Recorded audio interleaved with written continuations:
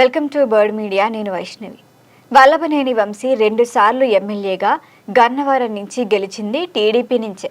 ఆయన 2019 తర్వాత వైసీపీ ఏపీలో అధికారంలోకి రావడంతో మళ్ళీ తిరిగి ఆ పార్టీలోకి చేరిపోయారు టీడీపీని వదిలేసి. మరి ఆయన అంతటితో ఆగలేదు. ఏకంగా చంద్రబాబు మీద, లోకేష్ మీద వ్యక్తిగత విమర్శలకు దిగారు. అది ఎంత దాకా వెళ్ళిందో అందరికీ తెలిసిన విషయమే. చంద్రబాబు అయితే అసెంబ్లీ నుంచి ఒక్కసారి ఏడ్చుకుంటూ బయటకు వచ్చేసిన సందర్భాలు ఉన్నాయి.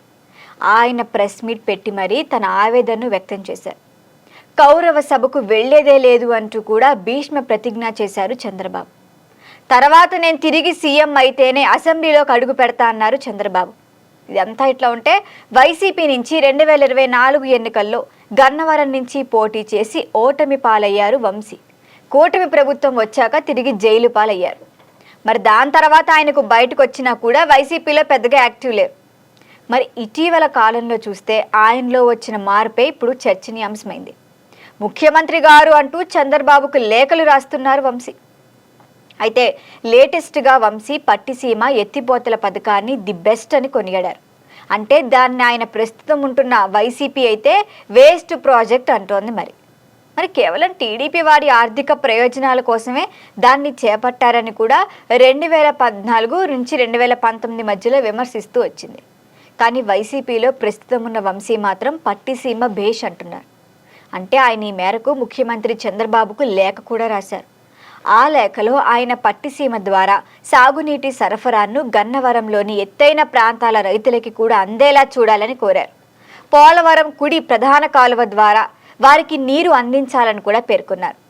ఇక పట్టిసీమ ద్వారా కృష్ణా నదిని మళ్లింపుతో కృష్ణా డెల్టా రైతులకు ఎంతో మేలు జరిగిందని కూడా వంశీ అందులో ప్రస్తావించారు. ప్రస్తుతం ఎటు చూసినా కరువే ఉంది. మరి ఈ నేపథ్యంలో ఈ ప్రాజెక్టు ఏపీ ప్రజలకు ఎంతగానో ఉపయోగపడుతుందని వంశీ కొనియాడారు. మరి తాను గతంలో టీడీపీ ఎమ్మెల్యేగా ఉన్నప్పుడు పోలవరం కుడి కాలువ నీటిని దగ్గరలోని ఎత్తైన ప్రాంతాల గ్రామాలు కూడా వినియోగించుకునేలా చర్యలు తీసుకోవాలని నేను అప్పట్లోనే చంద్రబాబును కోరారు అంటూ కూడా వంశీ గుర్తు చేసుకున్నారు. ఇక పట్టిసీమ లిఫ్ట్ ఇరిగేషన్ పథకానికి స్థానిక రైతులు కూడా తమ భూములను స్వచ్ఛంగా ఇచ్చారని చెబుతూ వారికి కూడా సాగునీరు అందచేస్తామని చంద్రబాబు చెప్పారని అన్నారు. అది కూడా అలాగే కొనసాగిందని అన్నారు. అయితే వైసీపీ ప్రభుత్వ హయాంలో కూడా ఎత్తైన ప్రాంతాల రైతులకు పట్టిసీమ ద్వారా నీరు అందిందని కూడా ఆయన గుర్తు చేసుకున్నారు. కానీ ఈ ఏడాది మాత్రం నీటిపారుదల శాఖ అధికారులు పోలీసుల సహకారంతో పంప్ సెట్ల నిర్వహణను అడ్డుకున్నారని వంశీ ఆరోపించారు. దీంతోనే గన్నవరం పరిసరాల్లోని ఎత్తైన ప్రాంతాలకు నీటి సరఫరా నిలిచిపోయిందన్నారు. ప్రస్తుతానికైతే ఎల్ నీవో ప్రభావం ఉంది. దానివల్ల తీవ్రమైన కరువు పరిస్థితులున్నాయని కూడా అంటున్నారు. మరి ఇటువంటి సమయంలో నీటి సరఫరా నిలిపివేయటం వల్ల రైతులు తీవ్ర ఇబ్బందులకి గురవుతున్నారని ఆందోళన వ్యక్తం చేశారు వంశీ. అందువల్ల మనం రైతుల ప్రయోజనాలను దృష్టిలో పెట్టుకొని మానవతా దృక్పథంలో వ్యవహరించాలని నేను సీఎం చంద్రబాబు గారికి లేఖలో రాశా అన్నారు ఆయన. ఎత్తు ప్రాంతాలకు సాగునీరు సరఫరా సాగేలా చర్యలు తీసుకోవాలన్నారు. ఇదంతా కాదు, మొత్తానికి వంశీ ప్రజల సమస్య మీదైనా ముఖ్యమంత్రి గారు అని లేఖలు రాయటం, పట్టిసీమ ప్రాజెక్ట్ని పొగొట్టడం, ఈ చర్యలన్నీ కూడా చర్చనీయాంశమవుతున్నాయి. అసలు వంశీ గానం మారుతోందా అన్న డిస్కషన్ కూడా మొదలవుతుంది. లేకపోతే వంశీ ఏమన్నా వైసీపీని వీడి మళ్ళీ టీడీపీలోకి వద్దామనుకుంటూ ఇట్లా ముఖ్యమంత్రి గారు చంద్రబాబు గారు అంటూ మాట్లాడుతున్నారా? ఒకప్పుడు దూషించిన వ్యక్తే ఇప్పుడు మళ్ళీ అంటూ మాట్లాడుతున్నారనే డిస్కషన్లు కూడా జరుగుతున్నాయి.